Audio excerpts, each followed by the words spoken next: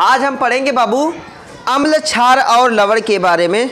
ठीक है, कि अम्ल क्या होता है और क्षार क्या होता है, इनका इस्तेमाल हम कहाँ करते हैं, इनका उपयोग हम कैसे करेंगे। ठीक है, ये बहुत क्रिटिकल पॉइंट है। मतलब कहने का मतलब है बहुत आसान भी है। मैं आपको आसान भाषा में समझाने की कोशिश कर रहा हूँ, इससे आसान शायद कोई समझाए।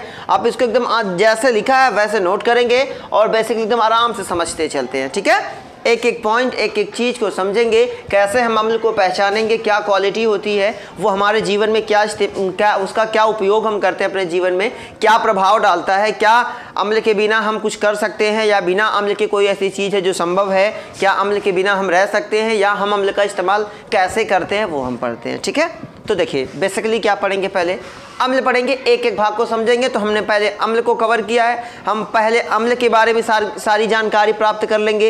ये अम्ल कैसा होता है, क्या काम करता है, ठीक है, स्वाद में कैसा होता है।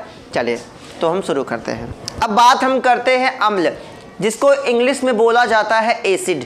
क्या बोला जाता है? एसिड। अम्ल स्वाद में कैसे होते हैं? खट्टे होते हैं। अम्ल स्वाद में, अम्ल को अगर पहचानना हो तो हम क्या करेंगे, अम्ल को क्या करेंगे, पहचानने के लिए क्या होता है, खट्टे होते हैं।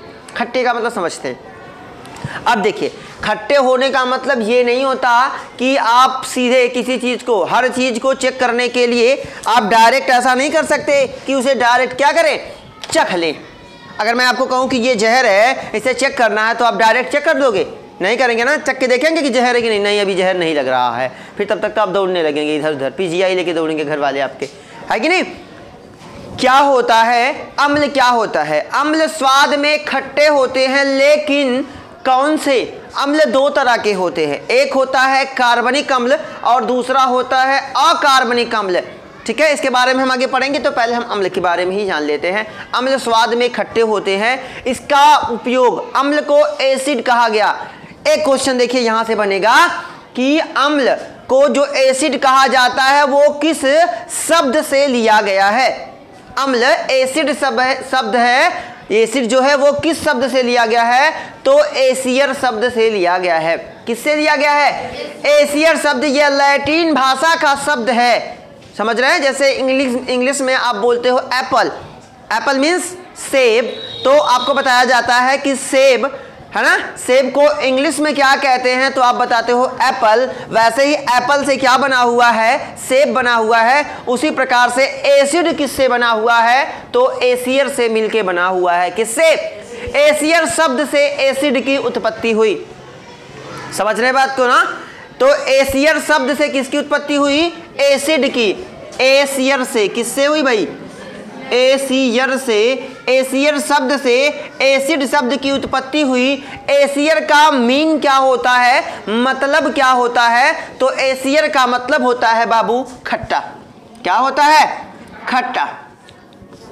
अब चलिए बात करते हैं, एसियर का मीन क्या होता है? खट्टा होता है। तो अब समझ गए यहां तक। अब हम बात करते हैं, आपने इमली खाई होगी, कैसी होती है? खट्टी होती है। आंवला खाया होगा, कैसा होता है? खट्टा होता है। आपके घर अचार बनता है, खाया होगा, कैसा होता है? खट्टा होता है। क्या आपके जहन में कभी ऐसी बातें आई हैं कि आखिर ये खट्टा क्यों होता है, आखिर ये खट्टा क्यों होता है, आम मीठा क्यों होता है कि नहीं? समझ रहे हैं ना बात को। तो इन सारी चीज़ों का जवाब आपको इस चैप्टर में मिलने वाला है कि अम्ल क्या होता है, या इन सारी चीज़ों का खट्टा होने का क्या राज है, क्या कारण है।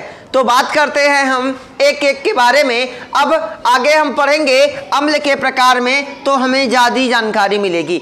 ठीक है, अब हम बात करते हैं अम्ल के प्रकार की। तो अम्ल दो प्रकार के होते हैं, एक होता है कार्बनिक अम्ल और दूसरा होता है अकार्बनिक अम्ल। अब हम बात करते हैं अकार्बनिक अम्ल या कार्बनिक अम्ल के बारे में।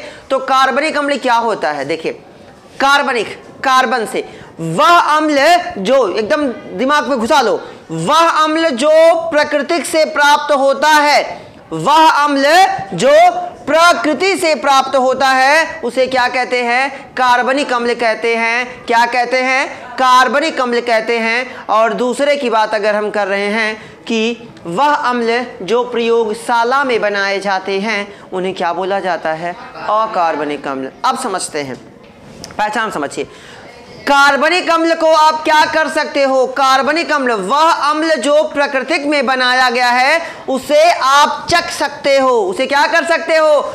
चख सकते हैं। अम्ल की क्वालिटी के बारे में मैं बता दूं आपको, तो अम्ल बेसिकली दो प्रकार के होते हैं। एक होता है प्रबल अम्ल, ठीक है, उसकी अम्लता के आधार पर अगर उसे बांटा जाए तो एक होता है प्रबल अम्ल और दूसरा होता है क्या बाबू?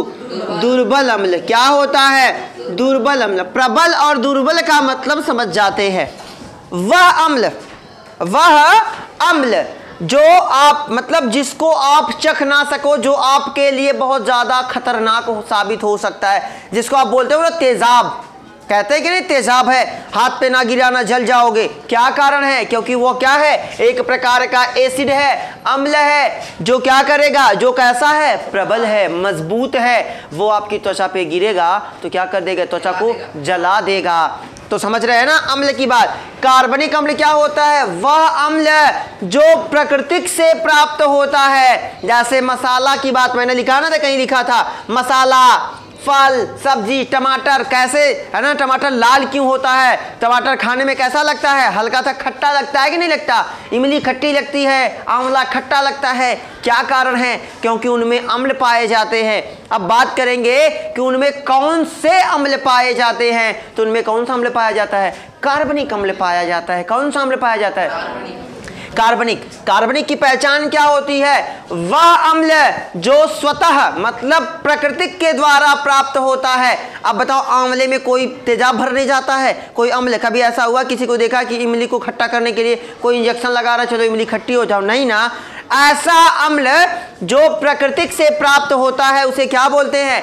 कार्बनिक अम्ल बोलते हैं। जबकि दूसरा ऐसा अम्ल जो प्रयोगशाला समझते हैं, लैब में, लैब जानते हो? नहीं जानते? समझो, जैसे ये चॉक है, कहीं ना कहीं तो ये बनाया जाता होगा, कहीं ना कहीं तो ये बन रहा होगा, प्रयोग करके कई चीजों को मिला के इसे बनाया गया होगा, तो ये क्या बन गया? प्रयोगशाला में बना।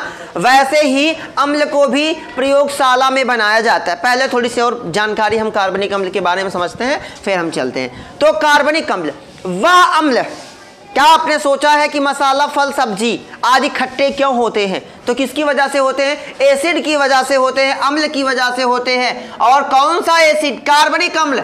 वह अम्ल जो प्राकृतिक से प्राप्त होता है। जैसे हम बात करते हैं, नींबू को कभी चखा है? संतरा कभी खाया है? अंगूर कभी खाया है कच्चा वाला? कैसे होते हैं? खट्टे होते हैं। आपने वो बचपन में कहानी सुनी होगी लोमड़ी वाली, है ना? अंगूर कैसे हैं? खट्टे हैं। क्यों खट्टे हैं? क्योंकि उनमें अम्ल पाया जाता है। कौन सा अम्ल पाया जाता है? साइट्रिक अम्ल पाया जाता है।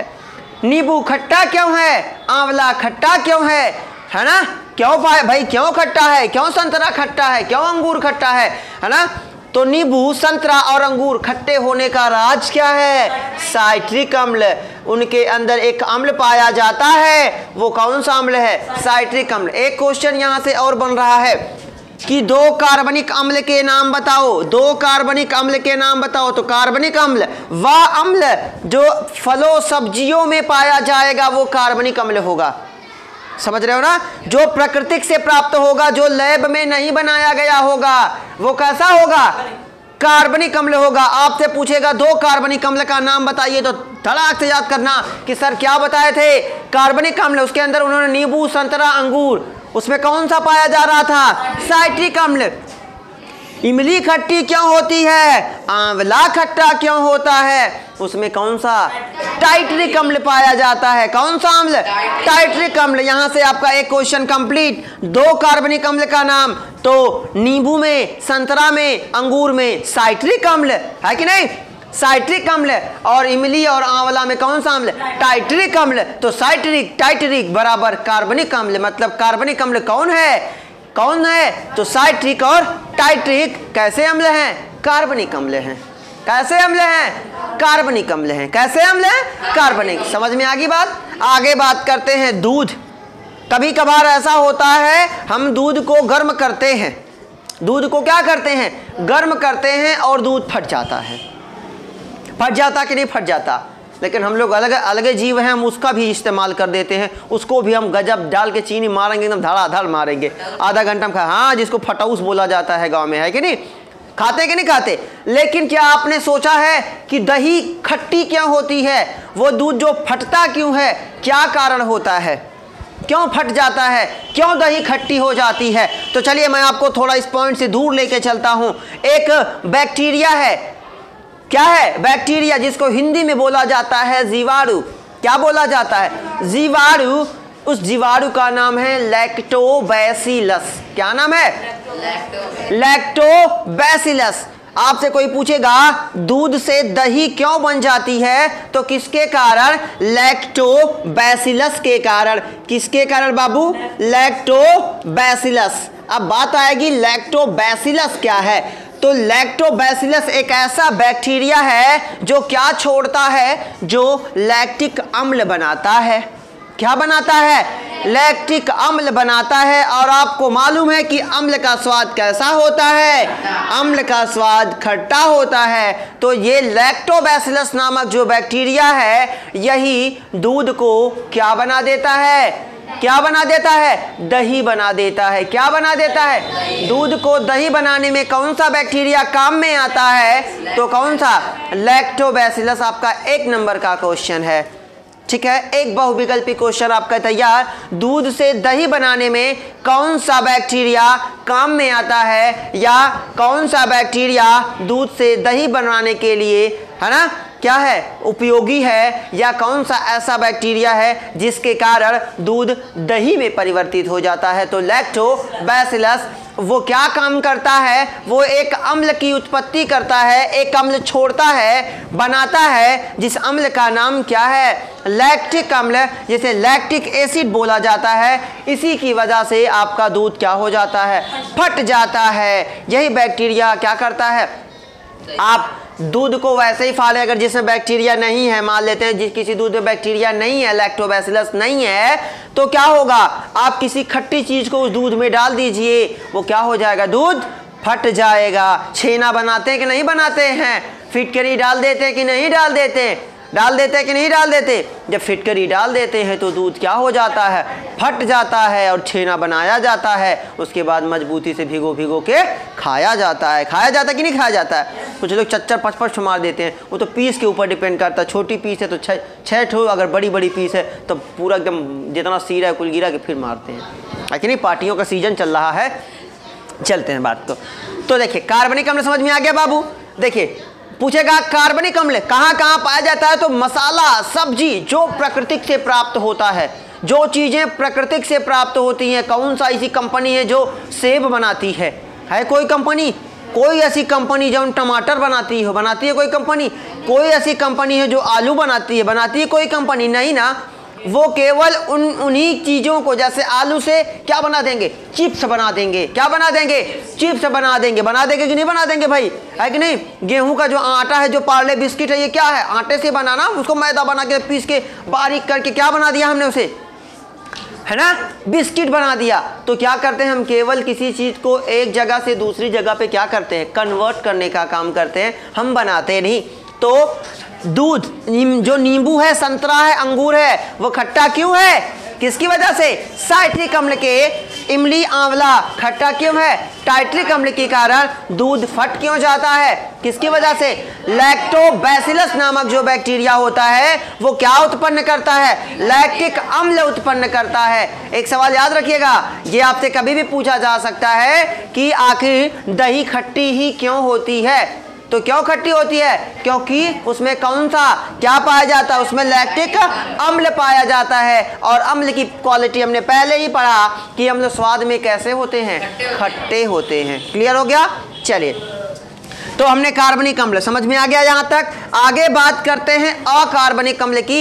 ऐसा अम्ल या ऐसा एसिड जो लैब में बनाया जाता हो, प्रयोगशाला में, जिसे क्या करके कई परमाणुओं को, कई पदार्थों को जोड़ जोड़ के बनाया जाता है, कई तत्वों से मिला मिला के बनाया जाए, उसे क्या बोलेंगे? अकार्बनिक अम्ल। उदाहरण समझते हैं। देखिए, जैसे नमक, है ना। नमक क्या होता है, नमक में दो अणु मिला है, कौन कौन सा भाई, HCl, दो तत्व है ना। देखिए हाइड्रोजन एक अलग तत्व है और क्लोरीन एक अलग तत्व है। हमने क्या पढ़ा कि ऐसा अम्ल जो लैब में बनाया जाए, जो प्रयोगशाला में बनाया जाता है, उसे क्या बोलते हैं, अकार्बनिक अम्ल बोलते हैं। जिसके पहले हमने पढ़ा था कार्बनिक अम्ल, जो स्वतः किसी फल सब्जी में, मतलब ऐसी चीजें जो बनाई नहीं जा सकती उनमें पाए जाते हैं, उन्हें क्या बोला जाता है, कार्बनिक अम्ल। जैसे नींबू कोई कंपनी बनाती है, संतरा कोई बनाता है, नहीं ना बनाता भाई। अंगूर कोई कंपनी बनाती है, नहीं ना। उससे प्रोडक्ट आप बना सकते हो, उससे किसी चीज को बना सकते हो, लेकिन आप अंगूर नहीं बना सकते। बना सकते नहीं ना। तो ऐसी चीजें जो स्वतः उत्पन्न होती हैं उनमें कौन सा अम्ल, कार्बनिक अम्ल। लेकिन ऐसी चीजें जो बनाई जाती हैं उनमें कौन सा अम्ल होता है, तो क्या होता है, अकार्बनिक। नमक समुद्र से निकाल के बनाया ना जाता है भाई, लेकिन उसमें कौन सा अम्ल, उसमें क्या किया जाता है, इसके बारे में हम पढ़ेंगे। तो ऐसा अम्ल जो लैब में बनाया जाता हो, जिसका इस्तेमाल दो तत्वों, तीन तत्वों, चार तत्वों को जोड़ जोड़ के प्रयोग कर करके बनाया जाए, उसे क्या बोलेंगे, अकार्बनिक अम्ल बोलेंगे। समझ गए। तो देखिए अब हम बात कर लेते हैं इसका एग्जाम्पल क्या होता है, इसका इस्तेमाल कहाँ किया जाता है। तो नमक को शुद्ध करने में, जब नमक को समुद्र से, इसके पहले आपने पढ़ा होगा कि नमक कैसे निकाला जाता है। तो जब समुद्र की लहरें आती हैं तो समुद्र के किनारे क्या बनाई जाती है, बड़ी बड़ी क्यारियां बनाई जाती हैं, और समुद्र का पानी आता है और उसमें क्या होता है, रुक जाता है। और आपने एक क्रिया पढ़ी होगी, वाष्पोत्सर्जन पढ़ा है। वाष्पोत्सर्जन, वाष्पोत्सर्जन का मतलब जल का वाष्प में बदलना ही क्या कहलाता है, वाष्पोत्सर्जन कहलाता है। वो क्यारियों में पानी रुक जाता है और लगातार सूर्य के प्रकाश की उपस्थिति में वो पानी भाप बन के क्या होता है, उड़ता जाता है, उड़ता जाता है, उड़ता जाता है। आप इसका प्रयोग कर दीजिए कभी पानी में, क्या कर लीजिए, पानी में आप मिला लीजिए नमक, समझ रहे हैं, बहुत सारा, और फिर पानी को गर्म कीजिए, पानी उड़ जाएगा, नमक बचा रहेगा। प्रयोग कर सकते हैं, हम साइंस वाले हैं, करेंगे। चलिए बेटर आगे बात करते हैं। तो नमक को शुद्ध कैसे, नमक बनाया कैसे जाता है, हम बात कर रहे थे। तो क्या होगा, उस क्यारियों में वो क्या होगा, पानी तो उड़ जाएगा, नमक बचा रह जाएगा, लेकिन उसमें कुछ अशुद्धियां होती हैं, जिसकी वजह से उसमें क्या मिलाया जाता है, HCl, हाइड्रोक्लोरिक एसिड। क्या होता है, हाइड्रोक्लोरिक एसिड। ये क्या करता है, उसमें जो अशुद्धियां होती हैं उन्हें मार देता है, और आपके घर तब नमक बन के आता है। टाटा नमक, टटवा नमक, फलाना नमक, डिमका नमक, है कि नहीं, बन के आता कि नहीं बन के आता। बहुत सारे नमक आजकल चल रहे हैं बाजार में। तो समझते हैं, अकार्बनिक अम्ल समझ में आ गया, वह अम्ल जो लैब में बनाया जाता हो, जिसको दो या दो से अधिक तत्वों को जोड़ के प्रयोग करके बनाया जाता है, उसे क्या बोलते हैं, अकार्बनिक अम्ल। जैसे HCl। अब पूछेगा दो अकार्बनिक अम्ल का नाम बताओ, तो दिमाग में एकदम फीड करके रखिएगा, HCl hydrochloric acid, H2SO4 sulphuric acid. Sulphuric acid कहाँ आती है, आपने बैटरी देखा होगा, नहीं, बचपन में हमें कहा जाता बैटरी ना छुओ, उसमें तेजाब है ना। तो वो तेजाब क्या है, वो तेजाब एक्चुअल में क्या है, अम्ल है। क्या है, एसिड है, अम्ल है। लेकिन कैसा अम्ल है, कैसा अम्ल है, अकार्बनिक अम्ल है। वो तेजाब लैब में बनाया जाता है। बैटरी वाला जो तेजाब होता है वो किसी फल के अंदर नहीं पाया जाता, है कि नहीं, या किसी फल, किसी सब्जी, किसी मसाले के अंदर, किसी पेड़ के अंदर नहीं पाया जाता, बल्कि उसे क्या किया जाता है, प्रयोगशाला में बनाया जाता है। इसका उदाहरण तो पूछा जाएगा कि बैटरी में कौन सा एसिड पाया जाता है, तो कौन सा, सल्फ्यूरिक अम्ल, H2SO4। एक बात हमने सुना था, हमने समझा था कि अकार्बनिक अम्ल लैब में बनाया जाता है, दो या दो से अधिक तत्वों को जोड़ के। तो चलिए, क्या ये बात सल्फ्यूरिक अम्ल पे भी लागू होती है। कैसे हम पहचानेंगे कि ये क्या है, कि अकार्बनिक अम्ल है कि कार्बनिक अम्ल, जिसमें कई सारे तत्वों को जोड़ के बनाया जाता हो। तो H2 दो हाइड्रोजन, S एक सल्फर, ऑक्सीजन कितना, 4। समझ रहे हैं ना। तो ऐसे ये क्या है, अब देखिए कई तत्वों को ये जोड़ जोड़ के क्या बना दिया गया, मतलब दो हाइड्रोजन लाया गया, दो हाइड्रोजन के अणु लाया गया, एक सल्फर का और 4 ऑक्सीजन को अगर आप मिक्स कर दोगे तो क्या बन जाएगा, सल्फ्यूरिक अम्ल बन जाएगा। समझ रहे हैं ना। अब इसको आप ऐसे भी लिख सकते थे, O4, यस, समझ रहे हैं ना, लेकिन इन्हें इनके परमाणु क्रमांकों के आधार पे लिखा जाता है। समझ रहे हैं ना।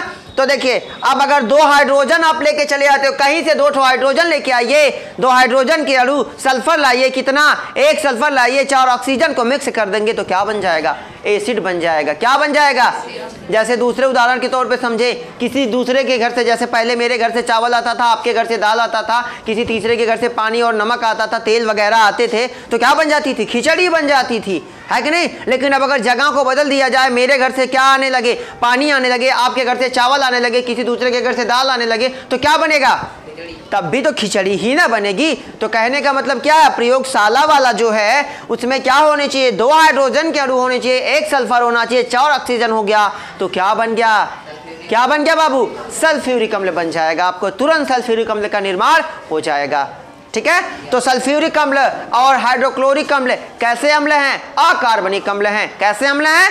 अकार्बनिक अम्ल। अकार्बनिक अम्ल मतलब जो प्रयोगशाला में बनाए जाते हैं। कार्बनिक अम्ल जो स्वतः उत्पन्न होते हैं, ऐसी चीज़ें जो बनाई नहीं जाती बल्कि स्वयं उत्पन्न होती हैं, जैसे फल, सब्जी, मसाले, उनमें कौन सा अम्ल पाया जाता है? कार्बनिक। और ऐसी चीज़ें जो बनाई जाती हैं उनमें कौन सा अम्ल पाया जाता है?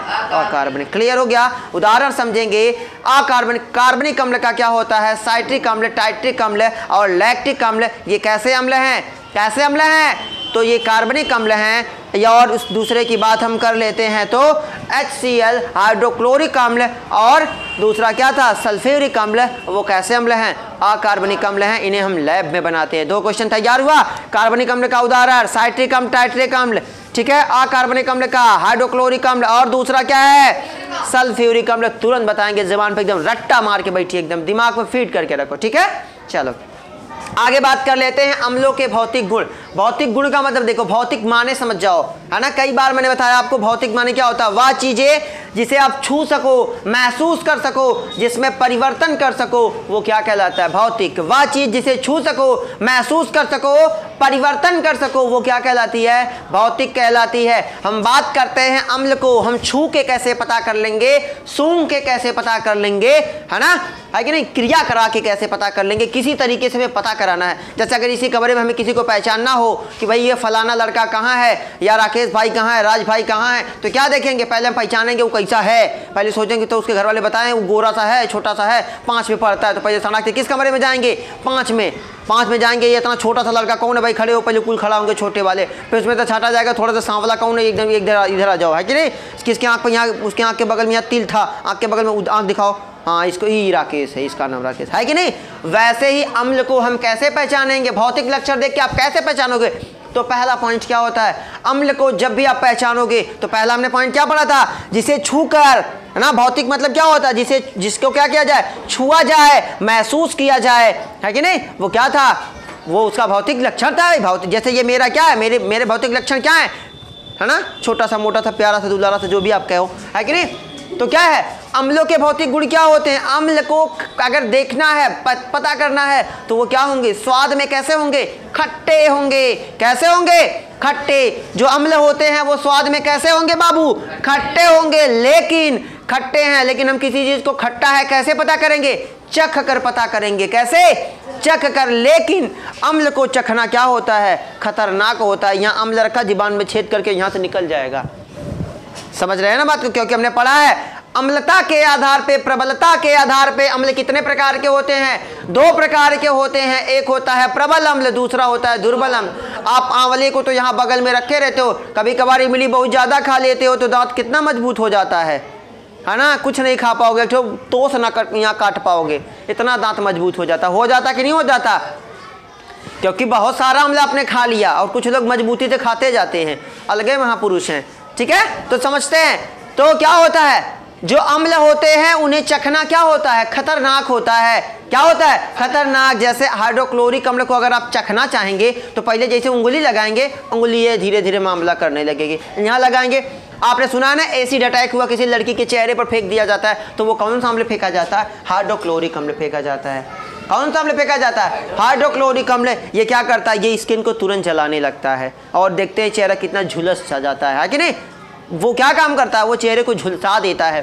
तो वैसे ही अम्ल को आप चखा मत करिए। हालांकि इसका स्वाद कैसा होता है? खट्टा होता है। आपको कैसे पता करना है? तो पता करना है तो ये कार्बनिक वाला चख के देखिए, आपके पास साइट्रिक है मतलब इमली खाइए, आंवला खाइए, अंगूर खाओ, ये तो है ना खट्टे, तो कौन से अम्ल पाएंगे? तब ये अम्ल ही तो है ना।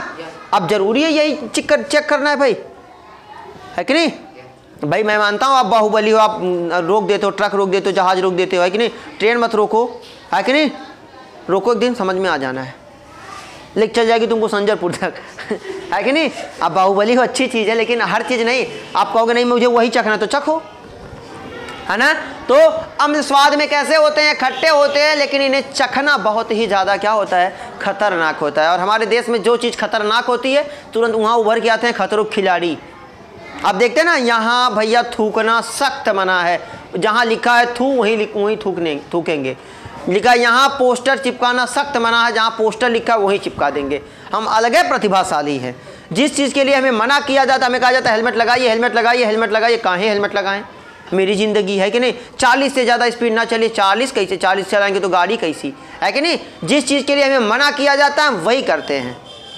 देख लीजिए, ऐसा कोई ऐसी घटना हो जिसको हमें मना कर दिया जाएगा, अगर कह दिया जाए कल से स्वेटर पहन के आइए, मजाल स्वेटर पहन के आए, कैसे स्वेटर पहन के आएंगे? अभी ठंडी कहाँ लग रही है कि नहीं? जिस काम के लिए मना किया जाता है वो हम क्या करते हैं? वही करते हैं। और जिस काम को कहा जाता है ये करिए, वो हमें कहा जाता है पढ़िए, नहीं पढ़ेंगे, आता ही नहीं, है ना? जो जिस काम के लिए मना किया जाता है वो करेंगे, और जिस काम को कहा जाए वो कर लो, वो नहीं करोगे। ठीक है?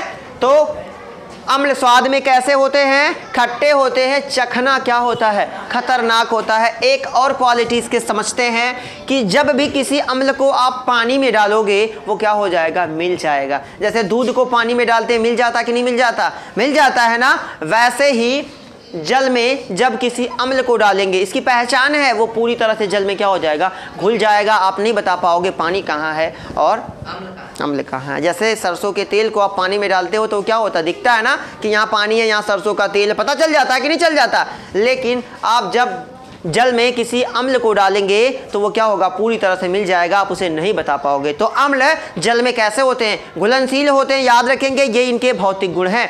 जो चीज़ देख के बताई जाए, जिसे देख सको वो क्या है? जिसे देख सको, महसूस कर सको, परिवर्तन कर सको, वो क्या है? भौतिक गुण है। याद रखना। तो आप चख सकते हो कि नहीं चख सकते हो? स्वाद को महसूस कर सकते हो ना? चख सकते हो कि नहीं सकते हो? घुला कि नहीं घुला देख सकते हो कि नहीं देख सकते हो? महसूस कर सकते हो। अगर देख नहीं सकते हो तो महसूस तो कर ही सकते हो। जैसे हवा देख रहे हैं, नहीं देख रहे, महसूस कर रहे हैं कि नहीं?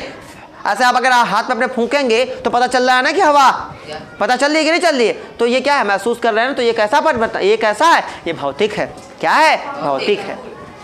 आगे इसकी पहचान, सबसे जरूरी पहचान आपसे पूछेगा अम्ल की, है ना? अम्ल को कैसे पहचानेंगे? तो क्या है? या अम्ल के सूचक कौन होते हैं?